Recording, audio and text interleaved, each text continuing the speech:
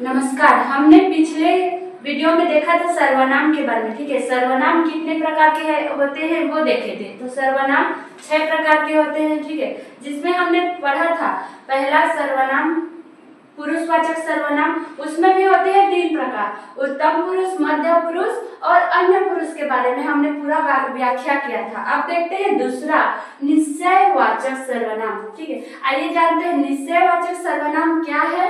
ठीक है, जो सर्वनाम शब्द किसी निश्चित व्यक्ति, क्या बोल रहा है, जो सर्वनाम शब्द किसी निश्चित व्यक्ति, वस्तु अथवा घटना की ओर संकेत करे।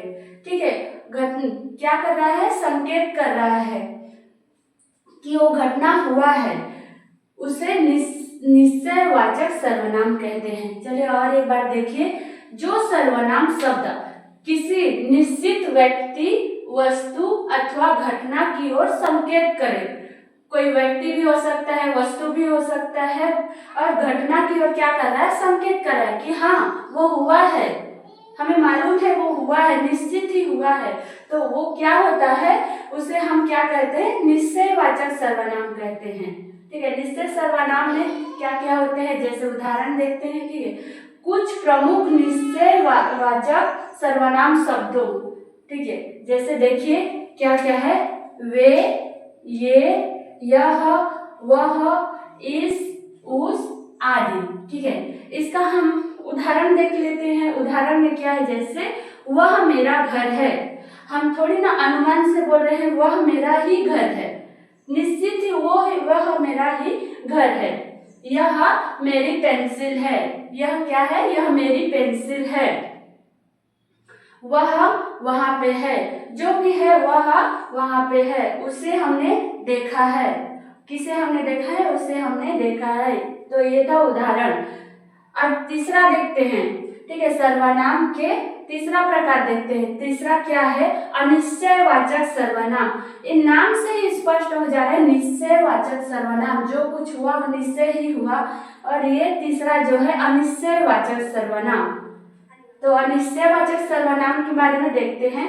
जो सर्वनाम शब्द किसी निश्चित वस्तु या व्यक्ति का बोध कराते हैं, क्या बोल रहा है, किसी निश्चित वस्तु या व्यक्ति का क्या कर रहा है, हमें बोध करा रहा है, याद करा रहा है, बोध करा रहा है, उसे हम, वे क्या होते हैं, अनिश्चयवाचक सर्वनाम कहलाते हैं। और एक बार देख लीजिए, जो सर्वनाम शब्द किसी निश्चित वस्तु या व्यक्ति का बोध कराते हैं, वे क्या होते हैं, अनिश्चयवाचक सर्वनाम कहलाते हैं। इसके भी उदाहरण देख लीजिए। कुछ प्रमुख अनिश्चयवाचक सर्वनाम शब्दों का क्या है, उदाहरण है। आइए देखते हैं। पहला में क्या आता है, किसी, किन्हीं, कुछ, कोई आदि। ठीक है, किसी ने तुम्हें देखा, उदाहरण में देखिए, किसी ने तुम्हें देखा, किन्हीं ने तुम्हें देखा, कुछ हुआ। मैंने यहाँ पे उदाहरण और कुछ दिए हैं। दरवाजे पर कोई खड़ा है, दरवाजे पर कोई खड़ा है, जो भी खड़ा है हमने तो नहीं देखा, मतलब कोई ना कोई खड़ा है, हमें संकेत हो रहा है। ठीक है, हमें क्या हो रहा है, बोध हो रहा है कि कोई दरवाजे पर खड़ा है। दूसरा जो है, दूध में कुछ गिरा है, हमें पता नहीं कि दूध में क्या गिरा है, लेकिन कुछ न कुछ गिरा है।